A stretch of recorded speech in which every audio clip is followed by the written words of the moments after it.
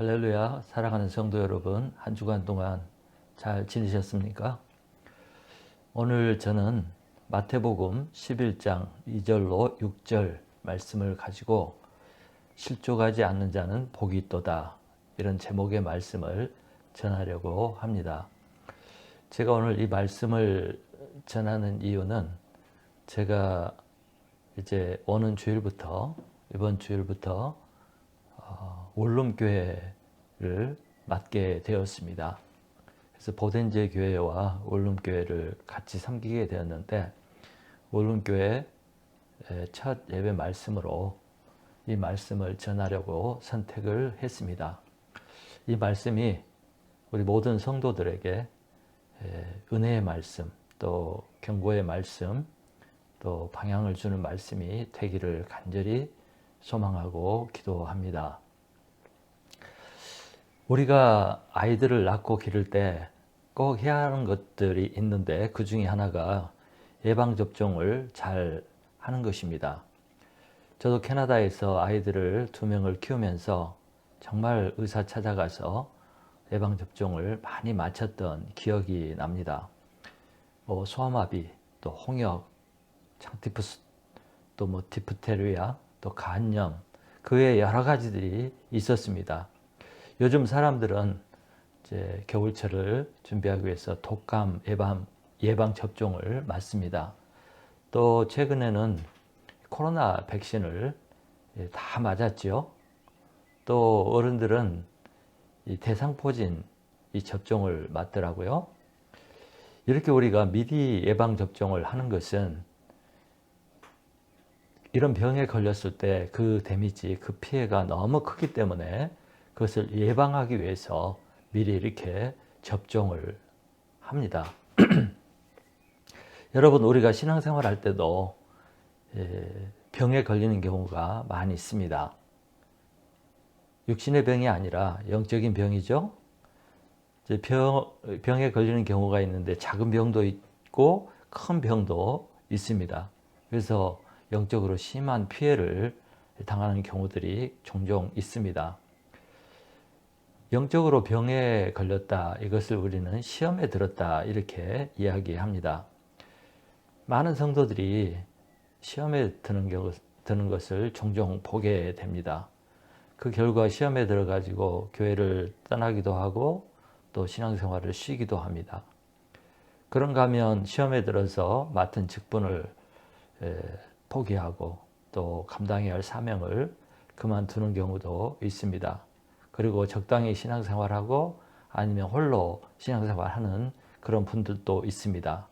이것이 병든 것이고 결국에 실족한 것입니다. 우리 모두 다 이런 시험에 들고 실족한 경험들이 있을 것입니다. 그런데 대부분 사람들이 이렇게 시험에 들고 실족하는 이유는 사람들과의 관계 문제 때문인 것을 보게 됩니다. 그래서 시험에 든 분들이 공통적으로 하는 말이 누구 때문에 시험에 들었다. 신앙인들이 너무 위선적이고 또 신앙인답지 못하다. 그런 이유를 댑니다. 정말 시험에 들 만한 합당한 이유라고 생각할 수 있습니다. 그래서 우리는 서로 조심해야 되고 또 교회 리더들은 많이 조심해야 한다고 생각을 합니다. 그러면 또 리더들은 시험에 안 드나요? 목사도 시험에 들고 장로도 시험에 들고 권사, 리더들도 시험에 들 수 있습니다. 그래서 실족하기도 하고 또 실족시키는 것이 우리의 모습입니다. 고린도전서 8장 13절에서 사도 바울은 자신 때문에 시험에 드는 사람이 있다면 자기는 그 사람을 위해서 고기를 먹지 않겠다, 이렇게 선언을 했습니다. 또 예수님도 오늘 말씀 6절에서 자기 때문에 실족하지 않는 사람은 복이 있다고 말씀을 하셨습니다. 이런 성경 말씀을 종합해 보면 우리는 사람들 때문에, 이 사람 저 사람들 때문에 언제든지 시험에 들 수 있다는 것을 알 수가 있습니다. 제가 청년들을 지도할 때 한 청년이 교회에 나왔습니다. 이 청년은 절대 한국교회에 오려고 하지 않았는데 어쩌다가 이렇게 오게 되었다고 하면서 자기 어머니가 한국교회는 다니지 말라고 그랬답니다. 왜냐하면 어머니가 한국교회 다니다가 큰 시험에 들었기 때문에 절대 한국교회는 가지 말라 이렇게 했답니다. 시험에 든 거죠. 제 처제는 처녀 때 잠깐 신앙생활을 했다가 교회를 떠났습니다. 그리고 30년을 다니지 않았습니다. 30년 이상일 거예요. 그러다가 어려움을 겪고 또 시련을 겪고 나서 이제 하나님께 다시 돌아오게 되었습니다. 이처럼 시험에 들어서 실족한 사람들이 많이 있습니다. 오늘 저는 우리가 읽은 본문 말씀을 가지고 실족하는 문제에 대해서 몇 가지 생각을 해보려고 합니다. 첫째, 사람들은 예수님 때문에도 실족한다는 것입니다. 6절을 읽어보겠습니다. 6절.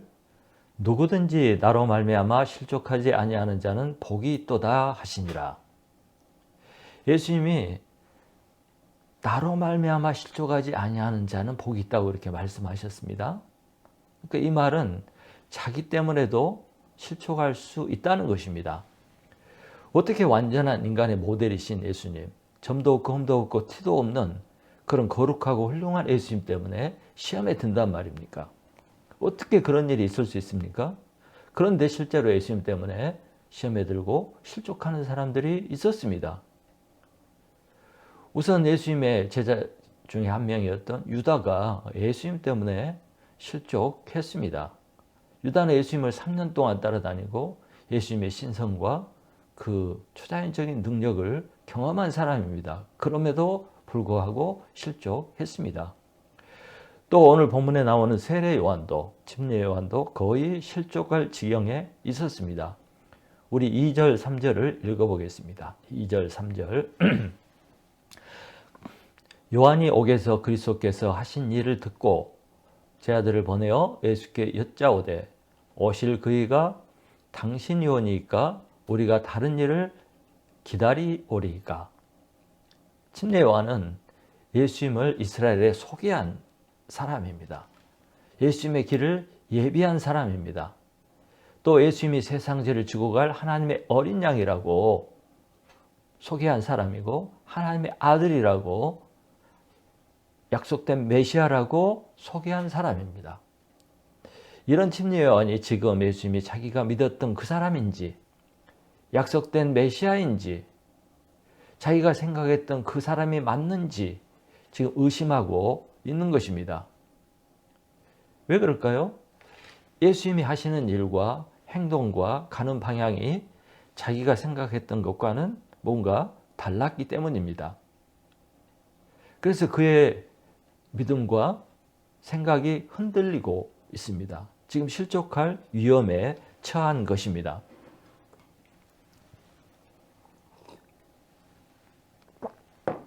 그래서 베드로전서 2장 7, 8절에서는 베드로가 이렇게 이야기하고 있습니다. 그러므로 믿는 너희에게는 보배이나 믿지 아니하는 자에게는 건축자의 버린 그 돌이 모퉁이의 머릿돌이 되고 또한 부딪히는 돌과 걸려 넘어지게 하는 바위가 되었다 하니라. 이 말은 예수님이 어떤 사람에게는 구원의 반석, 구원의 산돌이 되겠지만 어떤 사람에게는 부딪히는 돌, 걸려 넘어지는 돌이 되기도 한다고 한 것입니다. 실제로 수많은 사람들이 예수님이 싫어서 예수님을 거부하고 또 떠나가기도 합니다.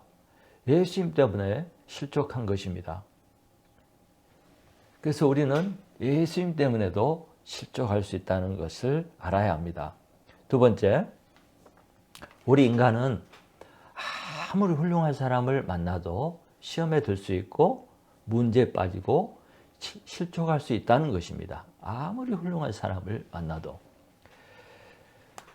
제가 전에 오랫동안 다녔던 교회가 있었습니다. 이 교회는 창립 이후로 끊임없이 싸우는 그런 교회였습니다. 싸우는 이유 중에 제일 큰 이유는 목사님 때문에, 목사님 문제로 서로 싸우고 갈라지고 시험에 들고 또 실족하고 그런 것이었습니다. 시험에 든 사람들의 생각은 항상 목사만 바뀌면 모든 문제가 해결될 수 있다, 이렇게 믿는 것이었습니다.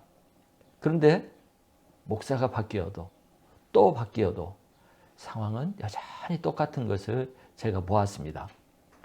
시험에 들지 않은 때가 없었습니다. 그래서 제가 이런 말을 했어요. 우리 교회는 예수님이 와도 안 된다. 우리 교회는 예수님이 목사로 와도 안 된다. 이렇게 말을 했더니 듣던 사람이 버럭 화를 냈습니다. 무슨 그런 소리를 하느냐? 예수님이 오면 왜 좋은 교회가 되지 않겠느냐? 이렇게 얘기를 했습니다. 그분들이 하는 말이 맞는 것 같습니다. 그러나 사실 100% 맞는 말은 아닙니다. 왜냐하면 오늘 본문에 나오는 침례 요한도 예수님 때문에 실족할 뻔했기 때문입니다. 시험에 들었다는 말입니다. 예수님도 스스로 자신을 인하여 실족하지 않는 자는 복이 있다고 말씀을 했습니다. 이 말씀은 예수님 때문에도 아무리 훌륭한 사람이 와도 사람들이 얼마든지 실족할 수 있다는 것을 말해주는 것입니다. 요한복음 6장에 보면 오병이어 사건이 나옵니다. 빵 5개와 물고기 2마리로 5,000명이 넘는 사람들을 먹였습니다. 그래서 사람들이 환영하고 환호하고 예수님을 따랐습니다. 그런데 예수님이 더 이상 그들이 기대했던 빵을 주지 않자 화를 내며 다 떠나고 말았습니다. 그때 예수님이 제자들에게 물었습니다. 너희도 나를 떠나려 하느냐? 결국에 수많은 사람들이 예수님을 따랐지만, 예수님 메시아일 것이라고 생각하고 따랐지만, 결국 그 사람들이 어떻게 했습니까? 나중에 예수님을 십자가에 못 박을 하고 소리치면서 예수님을 배반했습니다. 그들은 다 실족한 것입니다. 여러분, 바울이 훌륭하죠? 바울이 얼마나 훌륭합니까? 그러나 바울이 어떻습니까? 수많은 크리스찬들이 신약시대 이래로 바울을 흠모했습니다. 바울과 같은 목회자가 되고 선교사가 되고 바울과 같은 리더가 되기를 원했습니다. 그래서 사람들은 자기 아들이 태어나면 아들 이름을 바울, 폴 이렇게 짓기도 하고 여자 이름은 폴린 이렇게 짓기도 했습니다. 사람들은 바울과 같은 사람이 자신들의 목자가 된다면 대박일 것이라고 이렇게 생각을 합니다. 그러면 실제로 바울이 항상 이렇게 대단한 존경과 사랑을 받았고 아무 문제가 없었을까요? 항상 그런 것이 아니었습니다. 사도행전이나 또 서신서를 읽어보면 바울 때문에 시험에 들고, 바울 때문에 삐뚤어지고, 바울 때문에 교회를 떠나고, 바울 때문에 교회가 분열되는 일들이 있었습니다. 뿐만 아니라 바울의 동역자들, 바울과 같이 사역을 했던 사람들도 바울을 버리고 떠난 경우들이 있습니다. 그래서 이런 경우를 보아도 우리의 생각과 현실이 다른 것을 알 수가 있습니다. 본문 끝에 나오는 18절, 19절에 보면 사람들의 태도가 나옵니다. 요한이 와서 먹지도 마시지도 않으니까 사람들이 요한이 귀신 들렸다고 말을 했습니다. 또 그러나 반대로 예수님이 오셔가지고 먹고 마시니까 사람들이 예수님은 먹기를 탐하고 포도주를 즐기고 세리와 죄인들과 어울리는 나쁜 사람이라고 이렇게 말했습니다. 이 사람은 이래서 싫고 저 사람은 저래서 싫다. 이 사람은 이래서 틀리고 저 사람은 저래서 틀리다. 그래서 세례요한도 예수님도 받아들이지 못한 것입니다. 자기들 생각과 맞지 않다는 것 때문에 그들은 예수님도 거부하고 침례요한도 거부하고 결국 실족한 것입니다. 그래서 어떤 사람은 예수님이 와도 어떤 성자가 와도 시험에 들고 실족할 수밖에 없는 사람들이 있습니다. 많은 사람들이 그렇습니다. 그러므로 사람 때문에 시험 드는 것은 너무나 쉬운 일이고 당연한 일입니다. 우리는 시험에 들 수밖에 없습니다. 아무리 훌륭한 사람이 와도 이것을 우리는 알아야 합니다. 세 번째, 우리가 시험에 드는데 실족하는데 이렇게 시험에 들고 실족하는 이유는 결국 사람 문제가 아니고 자기 자신이 문제라는 것입니다. 사람들은 예수님 때문에 실족했습니다. 침례요한과 바울 때문에도 실족을 했습니다. 사람들이 볼 때 예수님도 침례요한도 바울도 문제가 있어 보인 것입니다. 그럴 수 있고 그럴 만한 이유가 있기 때문입니다. 그래서 사람들은 대부분 시험에 들면 누구 때문이라고, 다 저 사람 때문이라고, 사람 때문이라고 이렇게 변명을 하고 이유를 댑니다. 그러나 이상의 예들이 무엇을 말해줍니까? 사람이 시험에 들려면은요, 어떤 경우에도 시험에 들게 되어 있습니다.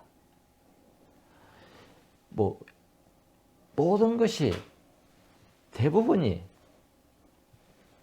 옳아도 한 가지 문제가 틀리면 시험에 드는 것이죠.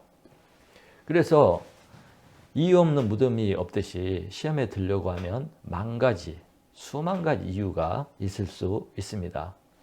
그래서 예수님 때문에도 시험에 든다는 것입니다. 여러분, 아담과 하와 시험에 들 이유가 없잖아요. 모든 것이 완벽했잖아요. 그럼에도 불구하고 아담과 하와가 시험에 들었습니다. 그 이유는 하나님이 아담과 하와가 하나님같이 될까 봐서 선악과를 못 먹게 했다고 그렇게 생각을 한 것입니다. 그래서 불만이 생기고 불평이 생기고 그래서 하나님을 거역하고 선악과를 따먹은 것입니다. 하나님에 대해 실망을 하고 불만을 갖고 시험에 든 것이죠. 선지자 하박국은 하나님의 나라, 택한 백성, 이스라엘이 이방 나라들에게 시련을 당하고 고난을 받고 수치와 멸시를 당하게 두는 그 하나님이 이해가 가지 않았습니다. 이해할 수가 없었습니다. 그래서 하나님을 원망했습니다. 시험에 든 거죠. 바울은 12 제자에 속하지 못했습니다. 나중에 예수님께서 개인적으로 부르셔서 사도로 삼아 주셨습니다. 그래서 사도 바울은 12 사도와 특히 베드로와 또 야고보 같은 이런 사도들을 대단히 존경하고 흠모했습니다. 그런데 그렇게 위대하게 여기고 존경했던 베드로가 안디옥에서 이방인들하고 식사를 하다가 유대인 크리스찬들이 나타나니까 슬그머니 자리를 피했습니다. 두려워한 거죠. 자기가 이방인들과 유대인으로서 밥 먹는 것이 두려워서 슬그머니 피했습니다. 이 모습을 본 바울이 시험에 들었습니다. 그래서 어떻게 그럴 수 있냐고 베드로를 비난한 것입니다. 그러므로 사람이 시험에 드는 것은 여러 가지, 수만 가지 이유가 있을 수 있습니다. 그럼에도 불구하고 내가 시험에 든다는 것은 결국 내가 나를 방치했거나 내가 시험에 들도록 나를 허락했기 때문에 시험에 들고 넘어지는 것입니다. 결국 남의 문제가 아니라 자기 문제라는 거예요. 그래서 제가 시험에 드는 것이, 실족하는 것이 다 자신의 문제다, 자신에게 문제가 있기 때문이다, 이렇게 말을 하면 기분 나빠할 사람도 있고 말도 안 된다고 말하는 사람이 있을 수 있고 받아들이기 힘든 사람이 있을 수 있습니다. 반발할 분도 있을 수 있습니다. 그러나 우리가 진실로 자기 자신을 깊이 들여다보면 시험에 들고 실족하는 이유가 문제 때문이 아니라 자기 자신이 그것을 감당하지 못하고 이기지 못하고 극복하지 못했기 때문인 것을 볼 수가 있고, 또 시험에 그냥 자신을 허락해버리고 그냥 넘겨버리기 때문에 넘어지게 된 것이죠. 그래서 성도가 시험에 들고 실족하는 이유는 문제 때문이 아니라, 문제가 있었기 때문이 아니라 결국은 자신의 신앙이 기초가 약하고 부족하기 때문에 그런 일이 생긴 것입니다. 우리들의 신앙의 기초가 예수님, 예수님의 십자가, 예수님의 부활, 또 천국에 있는 것이 아니라, 또 하나님의 말씀에 있는 것이 아니라 자신과 자기 생각과 또 자기 고집과 자기 뜻, 이런 것에 기초를 두었기 때문에 흔들리고 넘어지고 시험에 드는 것입니다. 물론 사람들에게 문제가 있죠. 바울의 부족함도 당연히 있었고요. 또 목사나 성도들의 문제도 당연히 있지요. 그럼에도 불구하고 기초가 튼튼하면 잠깐 흔들렸다가도 제자리를 잡게 됩니다. 오뚜기가 그렇지 않습니까? 또 오히려 이런 시련과 연단을 통해서 시험에 드는 것이 아니라 그 시험을 극복하고 신앙이 성장하고 변화되고 결국 튼튼한 신앙으로 발전할 수가 있습니다. 지금 본문에 나오는 침례 요한도 마찬가지입니다. 그는 자신이 생각하는 메시아관이 있었을 것입니다. 그런데 예수님께서 자신의 생각대로 가지 않으시고 자신의 생각대로 행동하지 않으시니까 과연 이분이 하나님이 보내신 메시아인가 의문이 든 것입니다. 과연 이분이 메시아인가? 과연 이분이 내가 따르고 헌신하고 목숨을 바칠 그분인가 하는 의문이 생긴 것입니다. 그래서 침례 요한은 옥에서 제 아들에게 예수님에게 가서 물어보라고 이렇게 얘기를 한 것입니다. 오실 그이가 약속된 그분이 당신입니까? 우리가 다른 사람을 기다려야 됩니까? 답을 듣고 싶은 것입니다. 흔들린 거죠. 확신이 없어진 거죠. 그래서 침례 요한은 지금 확신이 없어지고 흔들리고 실족할 위기에 처해 있었던 것입니다. 그리고 심지어 자신이 목숨을 걸고 지금 감옥에 갇혀 있고 또 예수님을 위해서 자신이 헌신을 했는데 이것이 헛된 것이 아닌가? 내가 지금 잘못했던 것이 아닌가? 내가 헛수고한 거 아닌가? 이런 신앙의 갈등이 생기고 지금 신앙에 시험이 든 것입니다. 얼마나 마음 아픈 일입니까? 세례요한, 침례요한이 흔들리다니, 침례요한이 예수님을 믿지 못하다니 어떻게 이런 일이 있을 수가 있습니까? 얼마나 놀라운 일입니까? 그런데 침례요한이 이렇게 시험에 든 것은 절대 예수님의 잘못이 아니에요. 예수님이 뭘 잘못했습니까? 문제는 침례요한에게 있는 것입니다.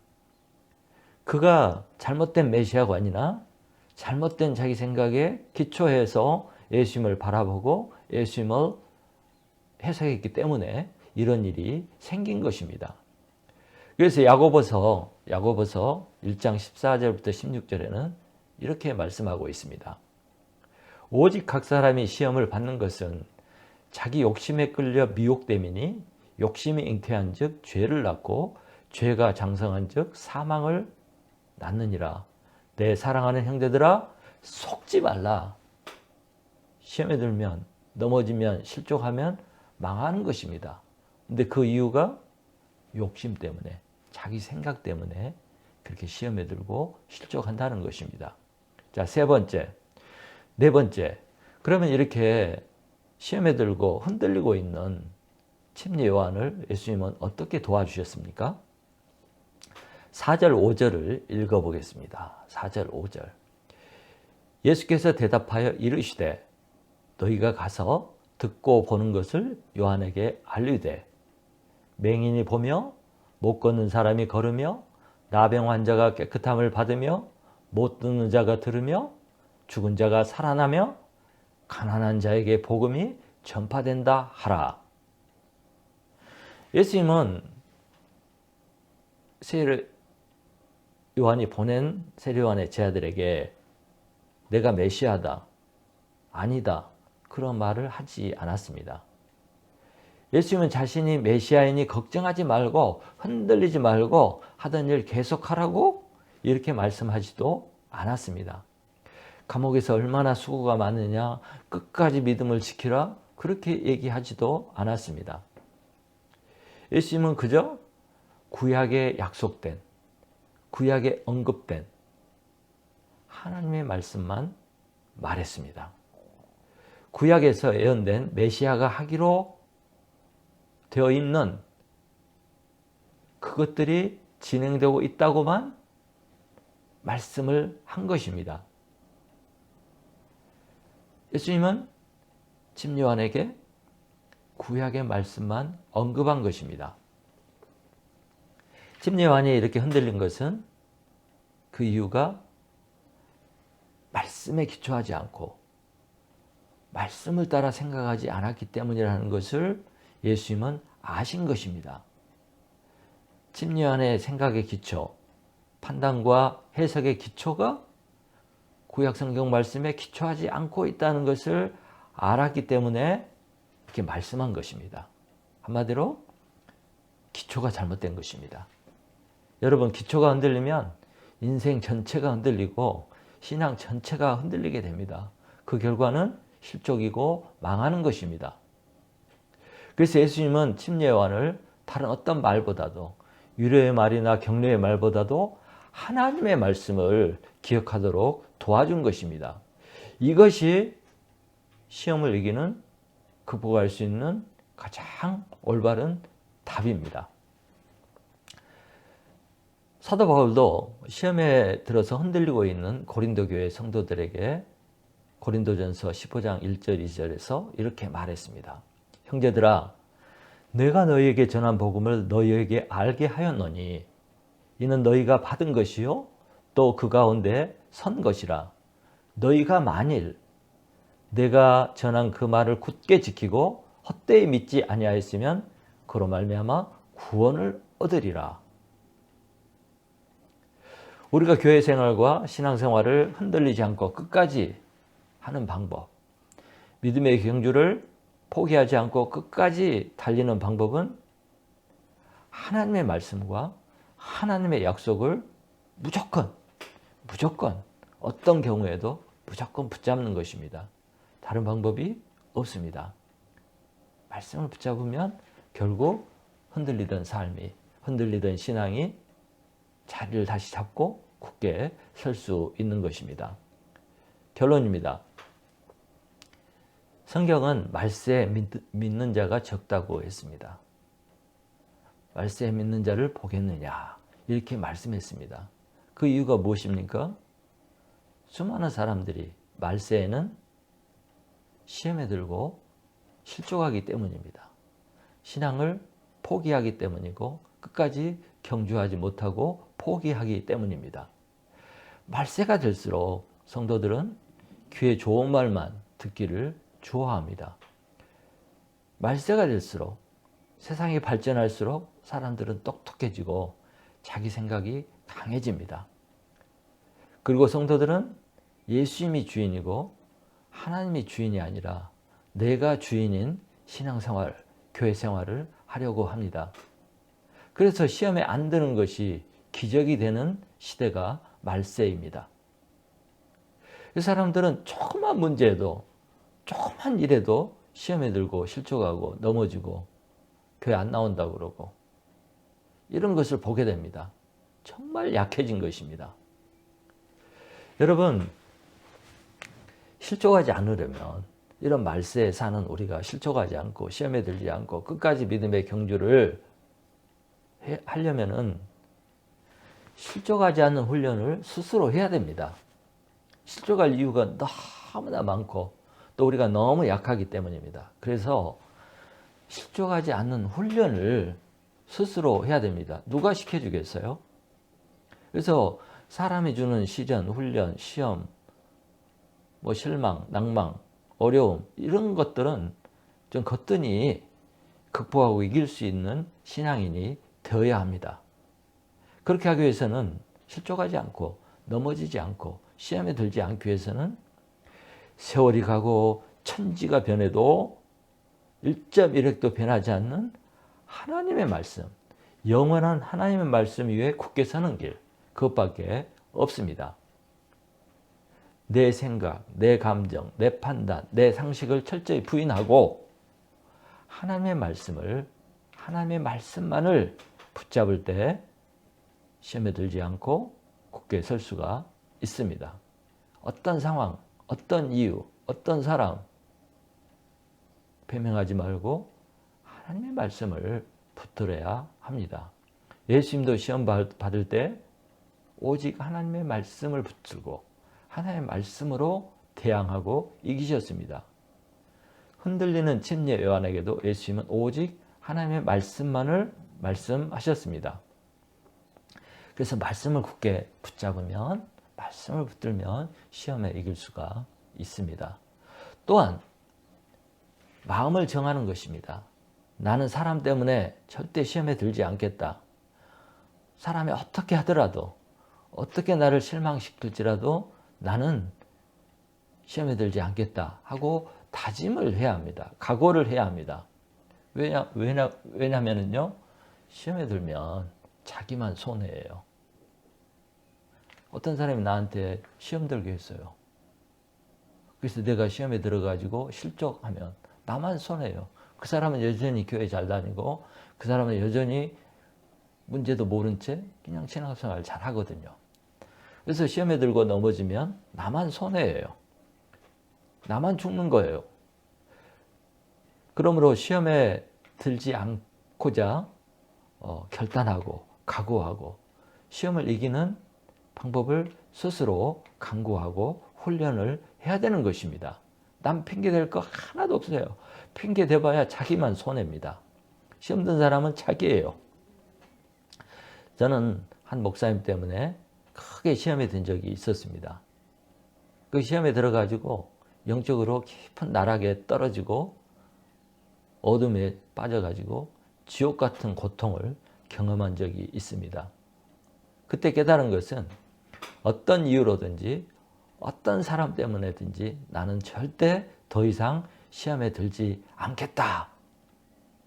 안 해야 되겠다. 이렇게 깨닫고 결단한 것이었습니다. 또 그때 깨달은 것은 나만 손해나는, 나만 손해봤다는 것, 나만 피해를 봤다는 것, 이것을 깊이 깨닫게 되고 그래서 시험에 들지 않겠다는 교훈을 마음에 갖게 되었습니다. 제가 오늘 이 말씀을 나누는 것은 저 때문에 시험에 들지 말고 저 때문에 실족하지 말라고 백신으로 미리 주는 말씀입니다.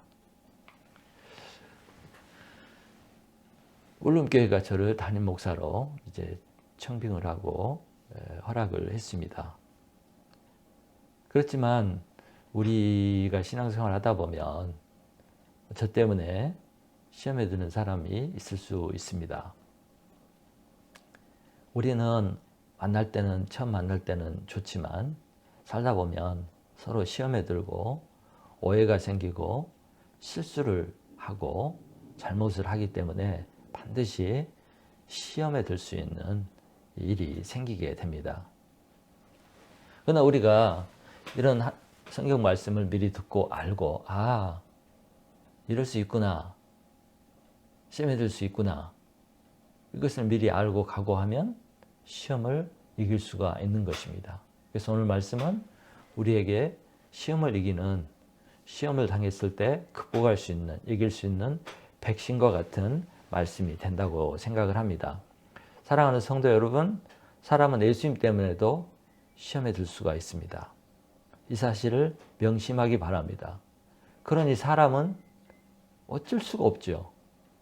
우리는 사람 때문에 당연히 시험 들고 갈등이 생기고 어려움을 겪을 수밖에 없습니다. 너무나 당연한 것입니다. 그래서 우리는 당연한 것이구나. 당연하게 여기고 그냥 넘어가야 돼. 넘어가는 것이 우리가 해야 할 일입니다. 그래야 신앙생활을 끝까지 할 수 있고 또 그래야 신앙생활에 시험에 안 들고 평안하고 안정된 신앙생활을 유지할 수가 있는 것입니다. 오늘 예수님이 말씀하셨습니다. 실족하지 않는 자는 복이 있도다. 나로 인하여 실족하지 않는 자는 복이 있도다. 나 때문에 실족할 수 있는데 안 그런 자는 복이 있도다.